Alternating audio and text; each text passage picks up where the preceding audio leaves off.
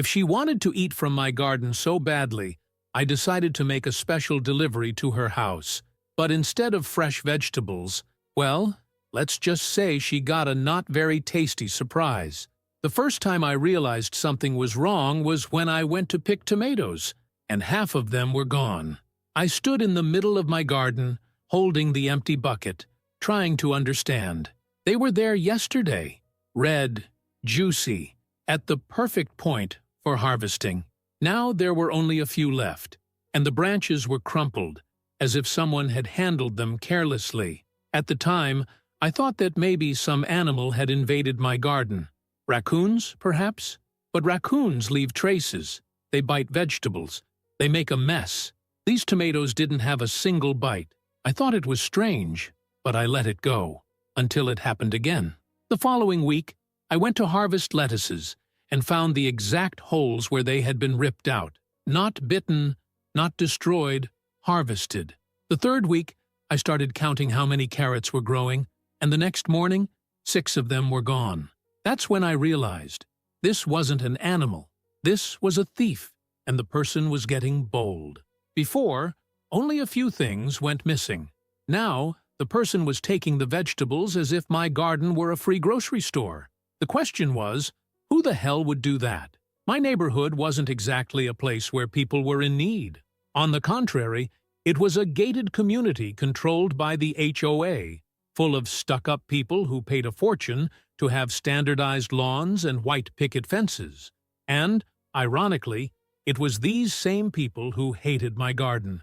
From the moment I bought the house, the HOA picked on me. First came the polite letters, suggesting that perhaps a vegetable garden wouldn't match the aesthetics of the neighborhood. Then came the veiled threats, saying that my land might attract pests and that I should at least put up a fence, which, let's face it, was just an excuse to hide what they thought was ugly. The HOA didn't like anything that got out of hand. And now, someone from there was stealing my garden. Only it wouldn't last. Instead of wasting time complaining, I decided to be smart. I didn't call the police. I didn't buy expensive cameras. I just did the simplest thing in the world. I sat on the balcony and waited. If someone was stealing my vegetables, sooner or later they were going to come back, and I'd be there to see it. That night, the neighborhood was silent. The wind swayed the trees, the crickets played their annoying symphony, and I kept an eye on the garden, drinking coffee so as not to doze off. It was 1 a.m. Nothing. Dog hunte? Still nothing. I was beginning to think that maybe it had been a bad idea to lose my night's sleep over this. Then I heard a noise, a rustle among the leaves, the faint sound of footsteps on the ground. The adrenaline surged instantly. I stood still, my eyes adjusting to the darkness, waiting to see who would dare invade my property. And then, there she was, the woman who ran the HOA like a mad queen, who spent her days making up absurd rules, who had already tried to fine me for leaving garden tools out in the open. The woman who said my garden didn't belong in the neighborhood was now harvesting from it. At first, I was shocked. She moved with the precision of someone who had done it before. She squatted down, picked out the best vegetables, picked the ripest, filled a bag as if it were a normal shopping day. She was so bold that after picking a few tomatoes and a handful of herbs, she smiled, as if she was pleased with her loot, as if she was taking home a trophy. That's when my shock turned to anger. She hated my garden. She said it was ugly, that it spoiled the luxury standard of the neighborhood. But in the dead of night, she was taking advantage of it. And she really thought she'd never get caught. I happened to be there, and while she was enjoying her criminal harvest, I was recording everything. I didn't shout, I didn't make a fuss, I just raised my cell phone and started recording. She didn't see me. She just finished her illegal purchase and left quietly, disappearing down the street, as if she hadn't just stolen in my face. I smiled, because I knew I'd just been given a free pass to get even. If she wanted to eat from my garden so badly, then I was going to make sure her next meal was unforgettable. The next morning, I sat on the balcony with a cup of coffee and waited. It didn't take long, At 7 a.m. sharp, the woman appeared. She always made a point of walking past my house, as if she was inspecting something, as if she owned the neighborhood. But that day, there was something different about her. She seemed especially pleased, and I knew exactly why. The night before, I had seen everything. The way she moved among the plants, as if it were a secret ritual. The way she chose the best vegetables and put them in the bag without haste, without fear, without even imagining that she was being recorded. She made a point of stealing only the ripest, most beautiful ones, the ones I had been looking after for weeks. And now, there she was, strolling along as if it were a normal morning, carrying her ridiculously expensive thermos and her pose of superiority. I almost laughed. She didn't know. She still thought she was untouchable. I could just expose the video to the whole neighborhood, show those snobbish residents that the woman who kept saying that my garden spoiled the aesthetics of the neighborhood was literally feeding on it. But that would be too easy. I wanted something better, something memorable, something that would make her never want to look at a vegetable again in her life. So I went out to my shed and got to work. I spent the day preparing my special harvest. The ingredients were simple: cayenne pepper powder, castor oil, and a touch of natural laxative, just enough to ensure that her meal would be unforgettable. I took some vegetables that were still in the garden and bathed the peels in this powerful mixture. The trick was simple, since she took the vegetables unwashed at the time, but probably kept them in the fridge to eat later. The entire surface would be impregnated with my surprise. So I waited. That night, I left the garden untouched. If I tried to stop her from stealing, she would just wait a few days and come back when she thought it was safe. But if she thought everything was still normal, then she'd fall straight into the trap. And that's exactly what happened. When the clock struck 1 a.m., I knew what to expect, and she didn't let me down. The woman showed up at the same time as always, with the same bag, the same meticulous ritual of picking the perfect vegetables. And as she moved around the garden, plucking the carrots, picking the tomatoes, and grabbing a few basil leaves, I just watched, holding back my laughter. Because, little did she know, that was the last theft she would ever make. The next morning, I stood on the balcony again, drinking coffee, waiting. At 7 a.m., she showed up. But this time, there was something different. She was walking too fast, sweating, as if she was trying to hold on to something. Her usual thermos was in her hand, but she didn't look as calm as she had on other days. On the contrary, and then it happened. Halfway there, she suddenly stopped. Her eyes went wide.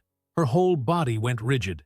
She clutched her stomach and panicked, and it was at that moment that she realized something terribly wrong was happening. And what about me? I made myself more comfortable in the chair and took another sip of coffee. The woman was a mess. Her face, once always made up and flawless, was now pale, sweaty, overcome with despair. Her hands were shaking. Her body was tense. She held her stomach as if she were trying to contain an internal hurricane. I almost felt sorry. Almost. But then I remembered the vegetables disappearing night after night. I remembered her arrogance.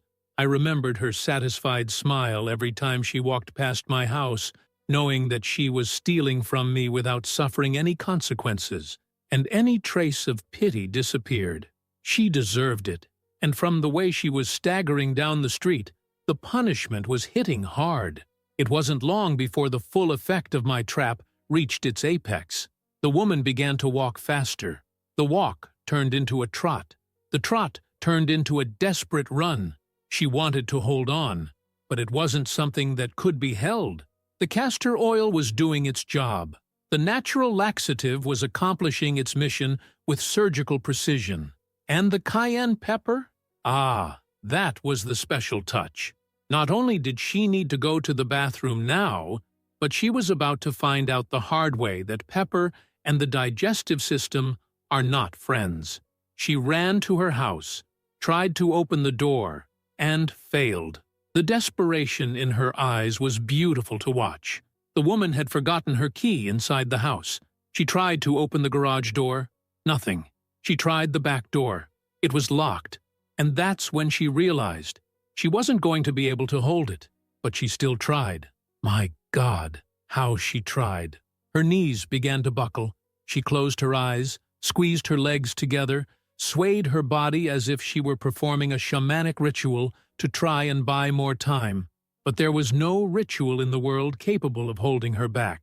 And then it happened. In the middle of the balcony, right in front of her own house, she lost the battle. And what's worse, the neighbors saw everything. The whole neighborhood was awake. It was a gated community where everyone meddled in everyone else's business. And when they saw the great queen of the HOA writhing in the middle of the street, running like she was fleeing from a fire, people started to pay attention. Mr. Phelps, the gossipy retiree, went out to get the paper just in time. He froze in place, squinting his eyes to try to understand what the hell was going on. Mrs. Jenkins, who had always hated his wife, was already on the lawn with her cell phone in her hand, recording everything. Other neighbors were peeking through the windows, holding back laughter, exchanging complicit glances. The woman was completely alone, and worse, completely ruined. After the biological disaster that had occurred right there in front of everyone, she finally managed to open the door and disappeared into the house. But the damage had already been done. The whole neighborhood had witnessed the greatest humiliation of her life. And what about me? I just sat on the balcony, took a long sip of coffee, and smiled. The woman disappeared for days. After the disaster we witnessed, no one saw her leave the house. The front door remained closed, the curtains always drawn, and the only sign of life was her husband's truck, which came and went as if nothing had happened. But the neighborhood knew, everyone knew. The HOA, which always acted as if it were a parallel government, lost its queen overnight. No one took their ridiculous rules seriously anymore. People started planting colorful flowers without asking permission, leaving bicycles on the sidewalk without fear of fines, parking on the streets without worrying about threatening tickets. It was as if the spell had been broken, but I knew she wouldn't accept defeat so easily. The woman never knew how to lose, and I was right. On Monday morning, I received an official letter from the HOA. As soon as I saw the envelope, I knew it was some kind of joke. I tore open the side and pulled the paper out. The message was so ridiculous that I had to read it twice to believe it. Notice of infraction. Your yard exceeds HOA standards. You have 7 days to remove it, or you will face penalties. I had to laugh. After all, she was still trying to intimidate me. But the big difference? This time, no one was on her side. When I told the neighbors about the letter, the outrage was instantaneous. Mr. Phelps slammed the newspaper on the table and said that this was ridiculous abuse. Mrs. Jenkins, who already didn't like her, promised to spread the word to everyone in the neighborhood group. Even some HOA members no longer wanted to be associated with this tomfoolery. It was then that I realized what had really happened. She wasn't just trying to get to me. She was trying to regain control. After the public humiliation, after becoming the biggest meme in the condominium, this was her last card. If she could get me to remove the garden, if she could force me to bend my knees in front of the HOA, maybe she could restore at least a little of her old power. But there was one small detail that she ignored. The HOA wasn't the boss of me. My house, my land, my garden were outside its jurisdiction. So I did the most obvious thing in the world. I took the note, wrote a note on the back, and left it in her mailbox. If you want more vegetables, just ask, but be careful not to overdo the pepper again. That night, I kept an eye out. Her house was silent, with only the living room lights on. When she opened the letterbox and picked up the note, I saw the hesitation in her fingers. I read the exact moment her eyes ran over the words. Then, with a quick, angry gesture, she crumpled the paper up and threw it on the floor. I took a deep breath. Something told me that this was the beginning of the end. After that, the HOA was never the same. At first, change happened little by little. Small acts of defiance sprang up all over the neighborhood. The fence she had a neighbor take down because it was too high was rebuilt an inch higher. The notice boards she used to nail to the posts, the ones that set absurd hours for gardening or parking, began to disappear. Some even mysteriously reappeared, only scrawled with ironic messages. And when they realized that it wasn't reacting the way it used to, people took courage. The monthly HOA meeting, which used to be a dreaded event where each resident weighed their words carefully so as not to irritate her, turned into a real uprising. This time, it wasn't her who made the rules, it was the neighborhood. Complaints came from all sides. Suddenly, her decisions were called into question. Every resident seemed to have a story to tell. An unfair fine, an absurd rule, an abuse of power. Her few allies tried to defend her authority, but in the face of a united neighborhood, they realized they were on the wrong side of history. One by one, they began to back down. And then, for the first time since she took control of the neighborhood, she lost. The next day, the rules changed. The HOA officially decided to review all its guidelines. A new leader was chosen. A new board was formed. And what about her? She had no choice. She lost allies. She lost respect. She lost any chance of regaining her influence. At first, she pretended not to care. She continued walking around the neighborhood with the same pose as always, as if nothing had happened. But you could see it in her eyes. Something had changed. She was no longer feared. And then, a few weeks later, it happened. The house was put up for sale. The morning the realtors put the sign on the lawn, the news spread like wildfire. Everyone heard about it, but nobody asked. I saw when the removal trucks arrived.